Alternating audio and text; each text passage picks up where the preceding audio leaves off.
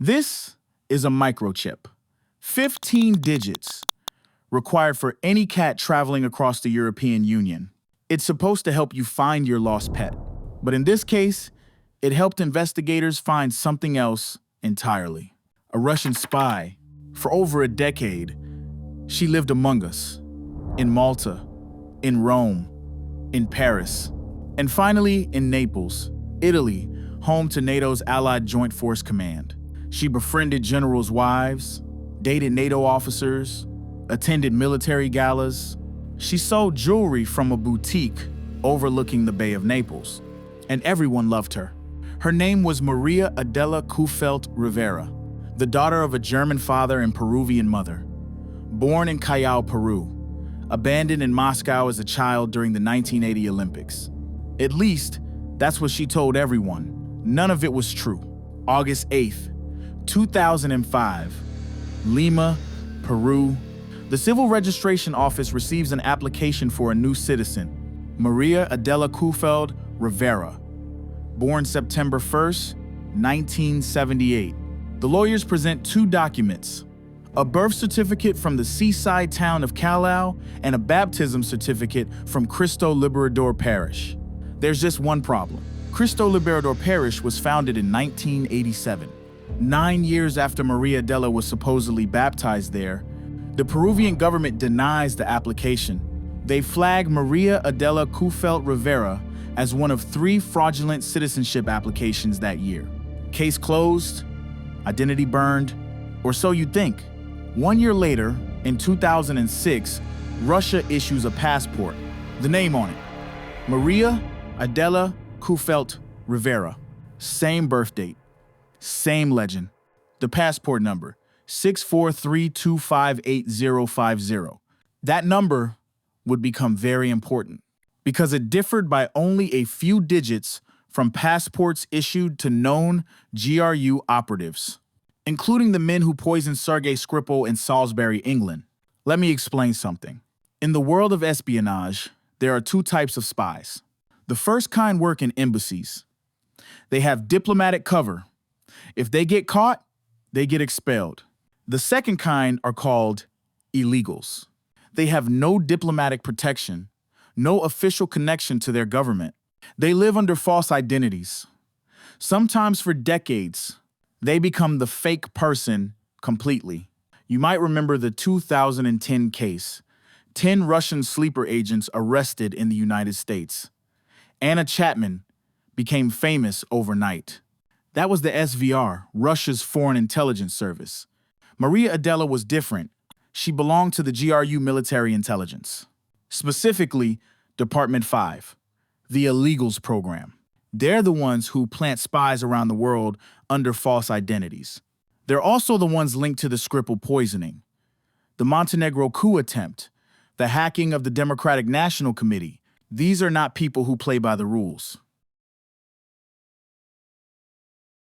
October 2011, a woman boards a train in Moscow. 2.5 days later, she arrives in Paris. She does this often, always by train. She tells people she has a fear of flying. Maria Adela studies gemology in Rome, gets an MBA in Paris. She registers a jewelry trademark, Serene. On paper, she's becoming a successful European businesswoman. In reality, the GRU is building her legend. And here's the thing, investigators would later discover her custom-designed jewelry, bought in bulk from AliExpress, cheap Chinese knockoffs selling for 100 to 200 euros. The entire business was theater. To everyone she met, Maria Adela told the same story. Her mother had brought her to Moscow for the 1980 Olympic Games. But then an emergency call came from Peru. Her mother left, quickly, leaving little Maria with the Soviet family. She never came back. Maria Adela grew up in Russia, adopted by a family that didn't love her. Her adoptive father, she said, was abusive. This is why she wanted to live in Europe. This is why she never wanted to marry a Russian man. It was a perfect story, tragic, sympathetic, believable, and completely fabricated. In July 2012, Maria Adela got married. She told friends he was Italian. He wasn't. He held Russian, Ecuadorian, and Italian passports. He was born in Moscow. Just weeks before the wedding, he obtained a Russian passport from the Russian embassy in Ecuador. 1 year later, he was dead. July 13th, 2013, Moscow. The death certificate says double pneumonia and systemic lupus. He was 30 years old. His closest friends didn't even know he was married. One friend told investigators he was diagnosed with lupus less than 2 months before his sudden death. Maria Adela was not in Russia when he died. Border records show she arrived in Moscow a month later. Philip Ingram, a former spy master who spent 7 years studying Russian operatives at NATO, had this to say. Arriving as a grieving widow enabled her to go about doing this. Did the GRU kill her husband to create the perfect cover? We don't know, but we know this. The grieving widow moved to Naples, right next to NATO headquarters. Naples, Italy, home to one of the most important military installations in Europe, NATO's Allied Joint Force Command, headquarters of the U.S. 6th Fleet, the nerve center for NATO operations across the Mediterranean, the Balkans, and beyond. This was Maria Adela's target, and she was very, very good at her job. She opened a jewelry boutique in the upscale Posilipo district. Later, she turned it into a private club, a gathering place for Naples' elite, politicians, journalists, diplomats, and NATO officers. Then came her masterstroke. She became secretary of the Lions Club Napoli Monte Nuovo. This particular branch had been founded by a NATO officer. Its membership included U.S. naval personnel, Italian officials, German officers, Belgian diplomats, all with security clearances, all with access to classified information, and Maria Adela was now organizing their social calendar. She attended NATO balls, U.S. Marine Corps events, fundraising dinners costing thousands of dollars per plate. She befriended the wives of generals, and she did more than befriend the officers themselves. One U.S. Navy employee told investigators she had a little crush on them. Another NATO officer confirmed a romantic relationship. Colonel Sheila Bryant, then Inspector General of U.S. Naval Forces in Europe and Africa, remembered helping Maria through what appeared to be emotional issues with men. Bryant also recalled that Maria interacted with NATO staff from Italy, Belgium, Germany, and the United States. She invited officers to her store. At least one made purchases there. She made home visits, but Colonel Bryant was suspicious. She urged others to limit access to highly confidential information around the captivating jewelry designer. Something about her story just didn't add up. Here's what we don't know. We don't know what intelligence Maria Adela gathered. We don't know if she had physical access to the NATO base. We don't know if she infected phones or computers with malware. What we do know is this. No Russian agent had ever penetrated this deep into NATO's social circles. For years, she had direct, personal access to officers with security clearances.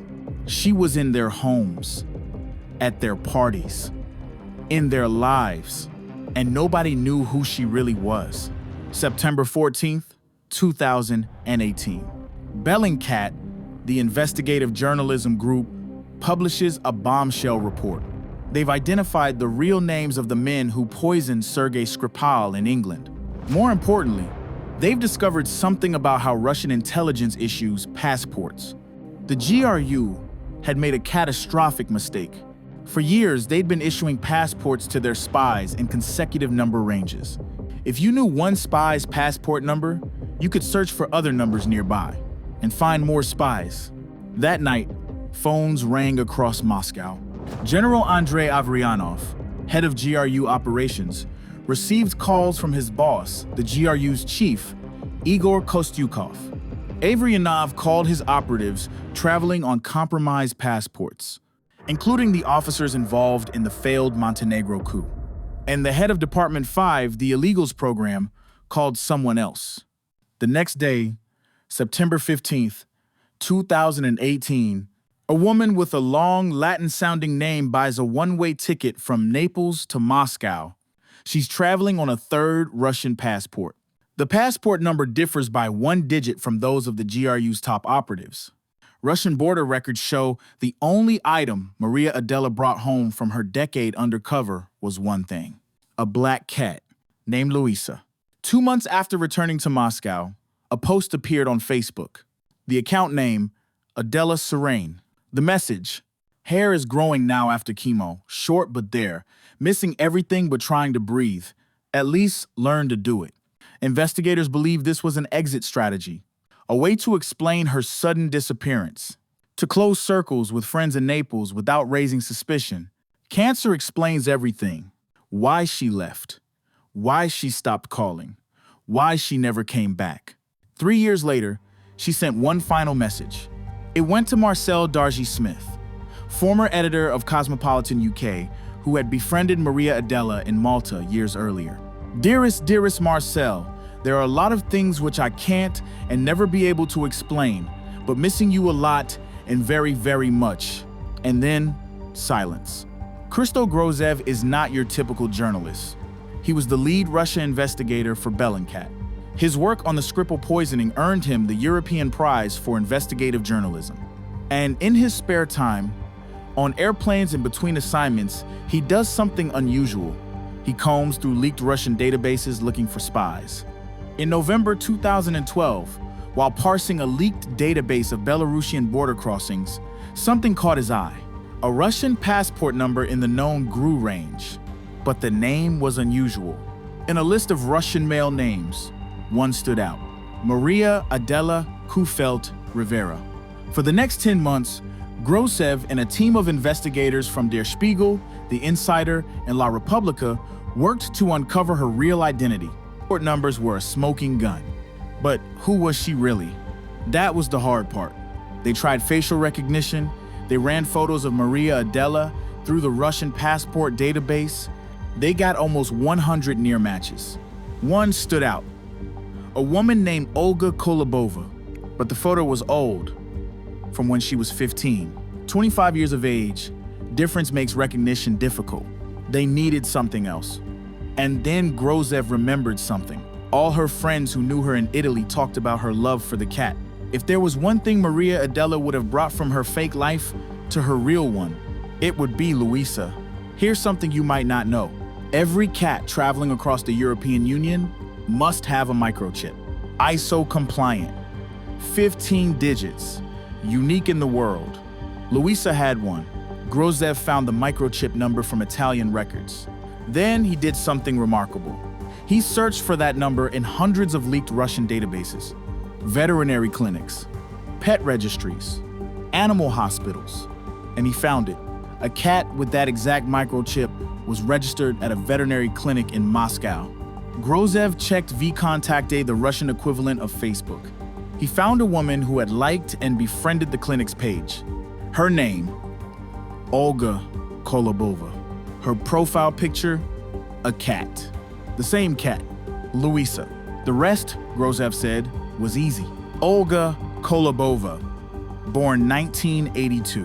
Her father, a retired colonel in the Russian Armed Forces, former head of the military faculty at Urals University in Ekaterinburg. The GRU has a pattern of recruiting children of high-ranking military officers.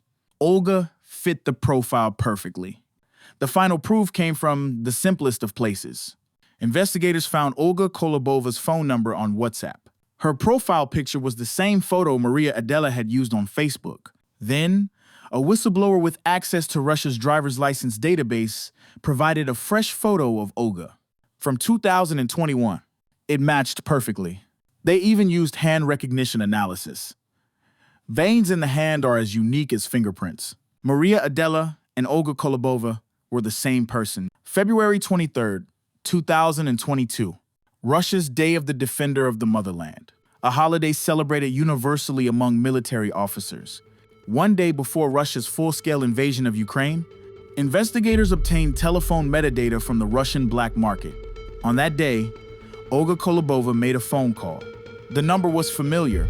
It belonged to the commanding officer of GRU Department 5. The same officer who had placed the midnight call to General Averyanov 4 years earlier. The illegals program. Case closed. Today, Olga Kolobova lives in Moscow. She hasn't left Russia since 2018. She's bought 2 apartments. The second one, purchased in 2020, is a luxury 100 square meter flat worth approximately 800,000 euros. Food delivery records show she orders lunch to the offices of the Russian pension fund during working hours. Investigators suspect she works there now. On social media, she's a member of a group called Friends of Putin. She pushes pro-war propaganda. The grieving Peruvian widow with the tragic backstory is gone. In her place, a Russian nationalist, living comfortably on what appears to be the rewards of a decade of deception.